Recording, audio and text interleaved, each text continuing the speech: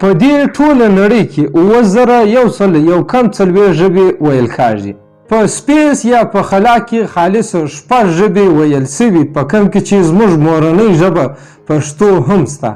دا ویاړلی کار عبدالحد مومند په 1988 کې له خپلو 2 نورو روسي خلابازانو سره ترسره کړ.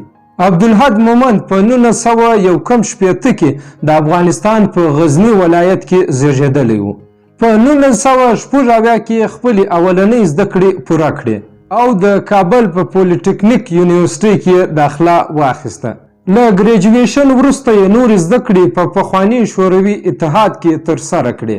په 1980 کې د سپیس په دې میشن یا ماموریت لپاره 400 کسانو اپلایي یا نوملیکنه کړې وه، خو یوازې 2 کسان داروخان او عبدالحد مومند غوره وګڼل شول او ماسکو ته د لوړو زده کړو لپاره ولېږل شول.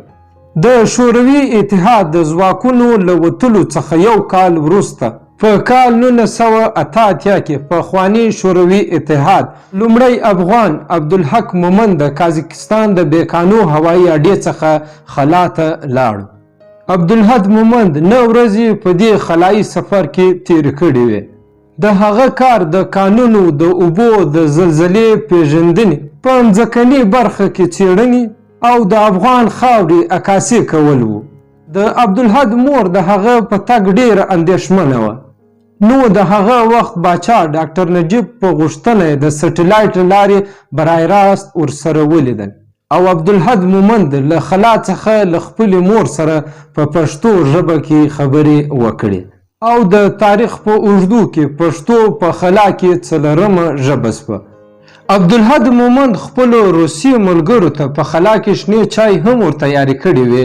راځئ چې په خلا کې سوي خبرې واورو کوم چې د عبدالحد مومند او د هغه وخت باچا ډاکټر نجیب ترمنځ د سټلایټ له لارې سوي دي. دا خبرې د هغه وخت د ټول هیواد پر ټي وي سکرینونو برای راست چلولې وې. وایم چې په دې وخت کې هر افغان ته دا خیال را پیدا کیږي چې کاشکې د کیهان څخه موږ خپل هیواد لیدلی وای. البته دا به ډېره ښکلې منظره وي. حتما افغانستان د هندوکش د لوړو څوکو چې په واورو ډکې دي او شنې ورشوګانې، شنې درې او پراخو دښتو له مخې څخه سم د لاسه ښکاري.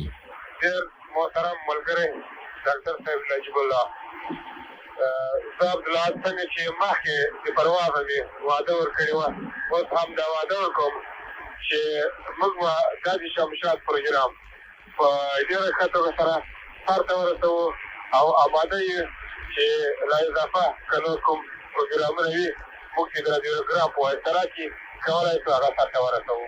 تشکر. چې کله پښتنې خاورې ته بیرته راستون سو نو ډېر لوی استقبال یې وسو او د افغان اتل نوم یې ورکړ. عبدالحد مومند اوس هم ژوندی او د 4 شپېتو کالو دی او په جرمني کې خپل ژوند تیروي.